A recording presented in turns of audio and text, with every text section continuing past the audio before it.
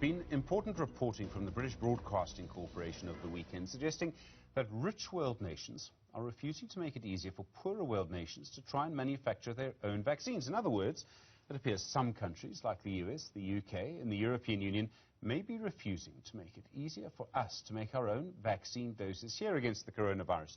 The reporting is based on a draft leaked resolution from the World Health Organization. The Anglican Archbishop of Cape Town is Thabo Makgoba. He joins us now. Archbishop, so good afternoon to you, and thank you for your time on Newsfeed this afternoon. This really seems, it seems an incredible story. From this reporting, the rich world is refusing to help the poor world vaccinate their people from a pandemic. Stephen, thank you so much, and thank you to your viewers. It is actually painful. It is, if I may be forthright, it is demeaning. And it is not only vaccine nationalism, but it is vaccine apartheid, because they are instituting patent laws that decide who should live and who should die. And the main aim is to protect those that want to eke profit out of people's death and illness. It is shocking. It's really just about people wanting to be rich and allowing other people to die so that they can be rich. I can't see any other way to see it. It's a moral dilemma. It is an ethical dilemma. It is equating humanity and people's life to pounds, to euros and dollars. And life is far bigger than euros and profits. The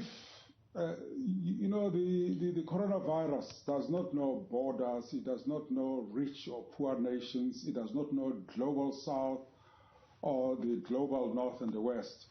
They can prevent global south from upscaling the vaccine, from doing their own vaccines. They can block the patents at the World Trade Organizations to be set aside in order that we can have vaccines.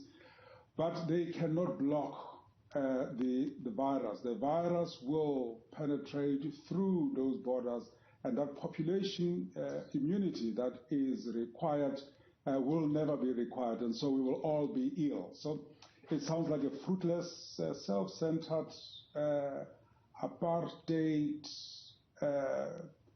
pursuit, which really should be challenged by all of us in the global south, and in the world. What you're saying, and the epidemiologists that we've spoken to here on Newsfeed have made the same point. You can't just vaccinate one country. You can't just keep people out. You actually have to vaccinate the entire world. Otherwise, you put your own people in danger to make your own pharmaceutical companies rich.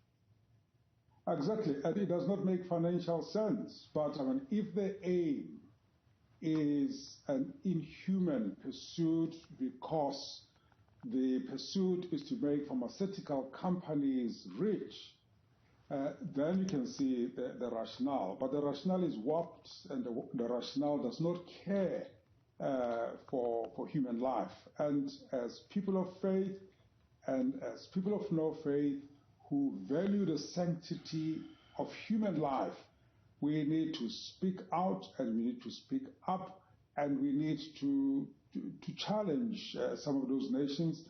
First and foremost, we need to look at where can they enable that blockage. The first one will be at the World Trade Center, where they will say TIPS or trade and intellectual properties and patents must remain intact. So we need to put pressure to bear, and we are grateful that the Director General is a Nigerian and an African, and I know I'm being unfair, but she needs to take a moral stance to say, if this is the way to go, she must just publicly say, I cannot associate myself with the WTO. I know that's a political move, but it's more than a political move. It's a matter of life and death, and I can't believe that those democracies that we so revere are opting to such an exclusionary measure when the cookie crumbles. And I remember, Stephen, when some of these experiments were made, a number of people, I don't know the numbers, but from the global south, raised their hands and said, you can use us as guinea pigs. The vaccines that are there and effective were not made with the money from some of those multinational companies and big pharma.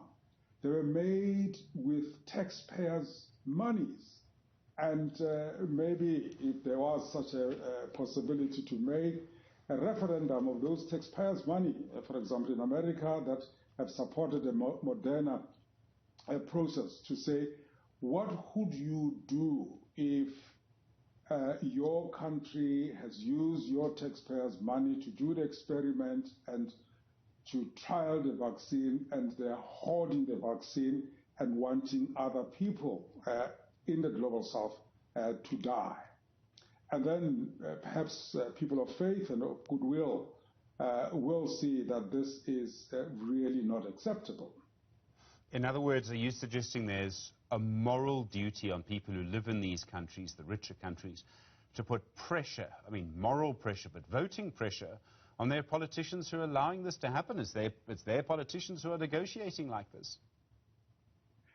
Definitely, Stephen. That is, I mean, I'm already talking to some of my counterparts in America. We will have a webinar with somebody from the UK, and I'm advocating that they cannot say they are people of faith, and the tenets of faith is each one of us is created in the image of the deity or the divine. And we need to reflect that spark. But when it comes to vaccine, they say, no, some are more equal than the others. So we have to get the people's vaccine, South Africa, people's vaccine globally, to really move and challenge the morality and the unethical nature in which this vaccination process is heading. Archbishop, if I may, sir, just ask you a general question about some of the other developments we've seen recently, and I'm sure you've been watching the Zondo Commission of Inquiry into State Capture, as the rest of us have been. We see the evidence of corruption before us. We see the former President Jacob Zuma. He has said that he will defy a constitutional court order that he must testify. Do you believe that he should testify or be held accountable?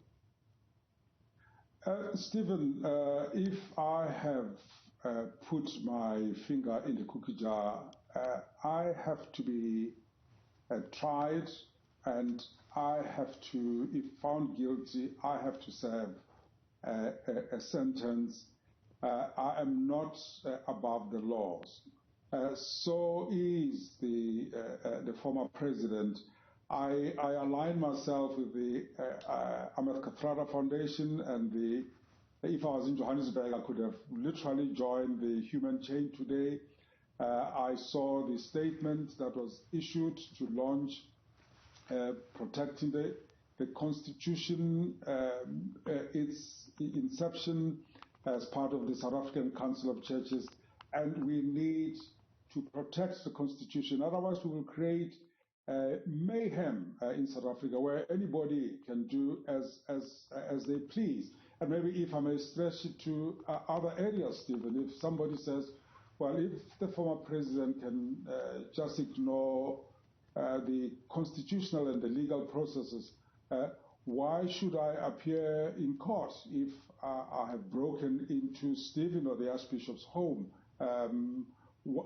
So we cannot allow South Africa, when we celebrate 25 years of the Constitution, to have the Constitution really ignored like that. So the president, like any other citizen, and as a former #1 citizen that birthed the Zondo Commission, needs to come along and have his day and explain himself. This is a wonderful opportunity for him to take once again the country into his confidence and say, I failed, I'm sorry, I didn't do it, and this is what I did.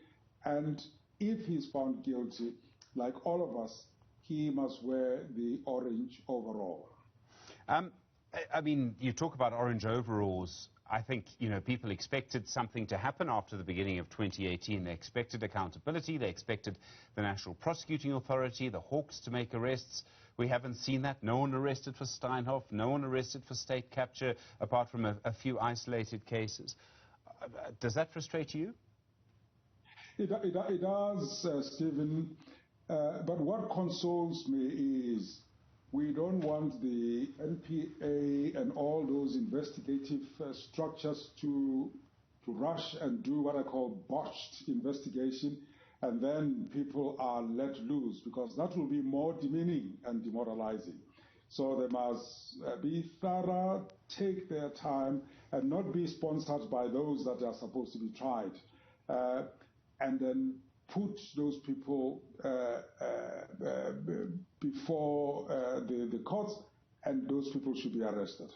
Archbishop Thabo Makgoba, the Anglican Archbishop of Cape Town, sir, thank you very much indeed for your time this Monday afternoon. I really do appreciate it. Well, important comments there about the Constitution, important comments there about what's happening with vaccines and what the rich world is doing. Important reporting on that story.